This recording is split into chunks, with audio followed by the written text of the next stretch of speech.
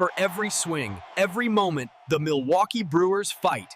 It's not just about hitting the ball, it's about leaving a legacy. We're on top of the world, Brew Crew, but champions never rest. What if I told you a very familiar face, someone who was once crucial for us, just became available? It's a low-risk move that could be the final piece for a title run. The front office is deciding right now. To find out who it is and get the full breakdown before anyone else, subscribe now and hit that bell.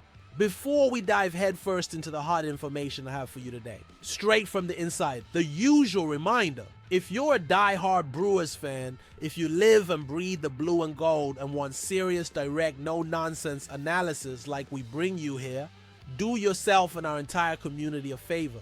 Click that subscribe button and turn on the notification bell.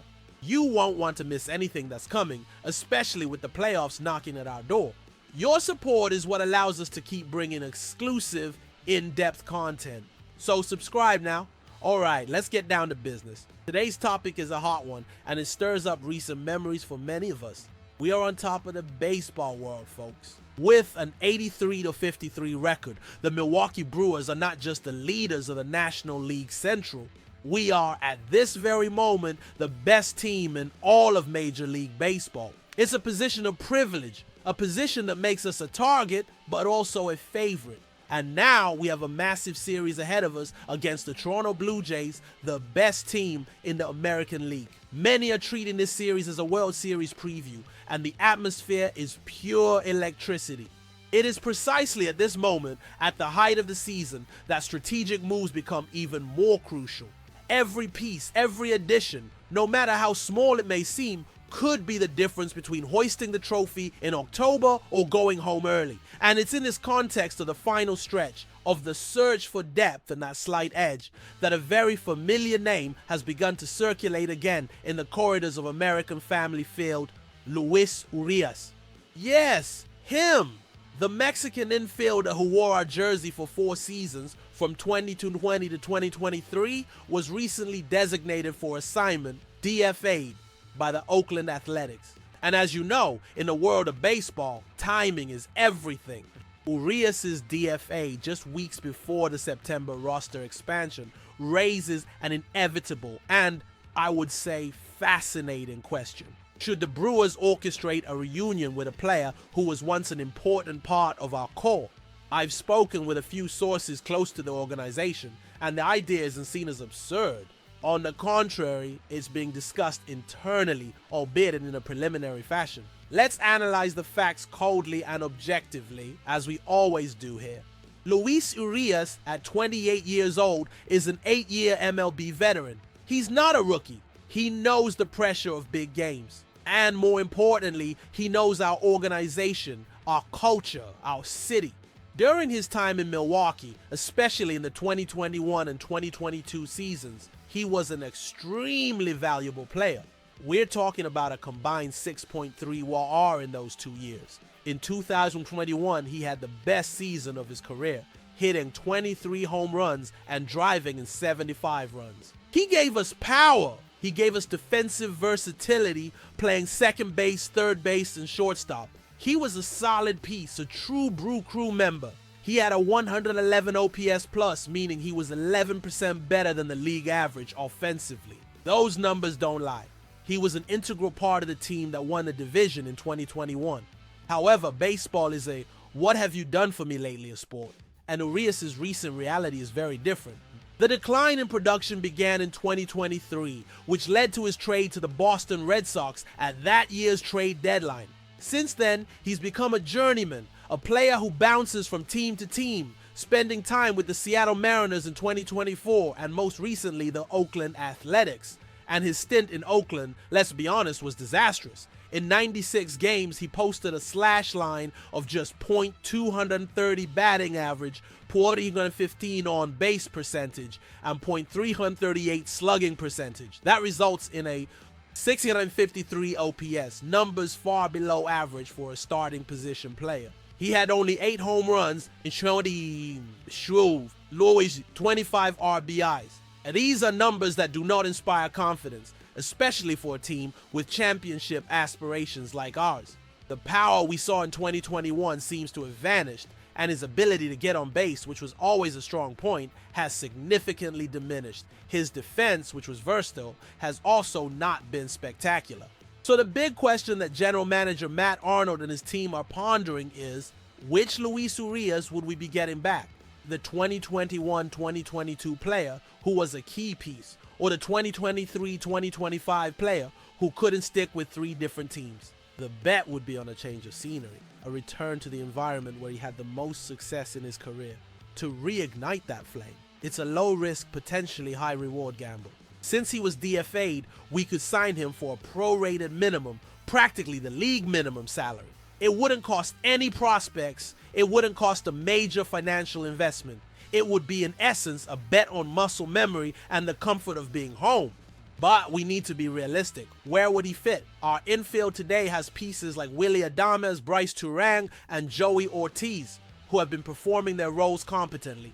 Depth is always welcome, especially thinking about the playoffs, where one injury can change the course of a series. Urias could be a bench option, a player to give the starters a day off, a bat in specific situations against left-handed pitchers perhaps. His versatility is still an attraction. Being able to have a single player on the bench who can cover 3 infield positions is a luxury in the postseason. He could come in as a defensive replacement late in games or as a pinch hitter with some experience. However, and this is a big however, the Brewers' biggest need right now doesn't seem to be the infield. Our offense has been one of the best in the league all season. We've been consistent, we've produced runs. The main concern, if we can even have one in an 83-win season, lies with the bullpen and the depth of the starting rotation. Pitching is what wins championships. Wouldn't that last roster spot, the final spot we'll open up in September, be better filled by an extra arm? A reliever who can give us a crucial inning in a tight game in October. This is a scale the front office needs to weigh. Bring in a familiar name who may or may not contribute offensively or reinforce the area that historically is the key to postseason success. It's a complex strategic decision, and the answer isn't as simple as it seems. The nostalgia and Urias' past success in Milwaukee make the idea appealing to us fans, but a cold analysis of his current numbers generates understandable skepticism. Continuing our analysis of a potential Luis Urias return, we need to look beyond the surface numbers and think like the Brewers front office thinks. This front office, led by Matt Arnold, is known for being analytical, pragmatic, and for finding value where others don't. They don't make decisions based on sentimentality. Therefore, if this reunion happens, it will be for purely strategic and calculated reasons. The first question they ask themselves is, does this player make us a better team today? The answer to that, based on Urias' 2025 performance, is questionable at best. He would not be an upgrade over any of our current starting infielders. Willy Adames is the heart and soul of this team. Bryce Turang has evolved into an elite defensive second baseman with a much improved bat, and the rotation at third base has been working. So Urias' role would not be as a starter. It would be strictly for depth. With rosters expanding to 28 players in September, there is room for experimentation. Signing Urias would, in effect, be a 1-month tryout. A period to see if the familiar environment of Milwaukee, the coaching staff that knows him, and the energy of a winning team could unlock something in him. If he arrives and shows in practice, and in a few limited opportunities that he still has that 2021 bat, he becomes a valuable weapon for the playoff bench. If he shows nothing, the cost was minimal and the spot can be used for another player. It's a lottery ticket with almost zero cost. That's the logic that might prevail in the offices at American Family Field. Let's consider the clubhouse impact. Urias was a well-liked player when he was here. He has a good relationship with several of the clubhouse leaders, including Adames. In a long and grueling campaign heading into the playoffs, clubhouse chemistry is critical. Bringing in a familiar face, someone who already knows how things work, could be a positive. There would be no adjustment period to the team's culture, which is an advantage when adding a player down the stretch. He wouldn't come in to rock the boat, but to row in the same direction. From a group cohesion standpoint, the move makes sense. He would be another experienced piece in a clubhouse that, while young in some areas, is hungry for a title. Now, let's contrast this with the alternative I mentioned. Using that roster spot for a pitcher, The playoffs are a war of attrition for arms. Having a deep bullpen is perhaps the most important characteristic of a championship team in the modern era of baseball. Think about the games decided in the late innings. Having one more reliable option, whether it's a lefty specialist, a long reliever in case a starter has an early exit, or simply a fresh arm, could be the difference between advancing and being eliminated. The Brewers could promote a young arm from AAA who is on a hot streak, or even look for another veteran DFA on the market, but one who is a pitcher. This is where the decision becomes a true strategic dilemma. It's a choice between reinforcing an area of strength, offense and position player depth, with a low-cost, high-uncertainty piece, or reinforcing an area of potential need, pitching, with a piece that could have a more direct impact in crucial moments. My analysis, based on how this organization operates, leads me to believe they are seriously considering the Urias option because of his versatility and zero acquisition cost. They love versatile players. Urias' ability to play 3 infield positions frees up other options on the bench and gives manager Pat Murphy more flexibility for late-game matchups. Imagine a scenario. Late in a game, we need a pinch runner for one of our infielders. Murphy can make the substitution without worrying about getting stuck defensively because he has Urias on the bench to cover the position. This tactical flexibility is something that analytics departments value immensely. It's the kind of subtle move that doesn't make headlines but can win a playoff game. However, his recent offensive production is a massive red flag. A .230 average in Oakland, a notoriously pitcher-friendly park, does not bode well. He would be coming into a title race where the pressure is 1,000 times greater. Could he flip the switch that quickly? It's a huge gamble. In 2021, he benefited from being in a strong lineup where he wasn't the main focus. Today, our lineup is even stronger. Perhaps without the pressure of being the guy, he could relax and find his rhythm. It's a narrative the front office might be selling itself.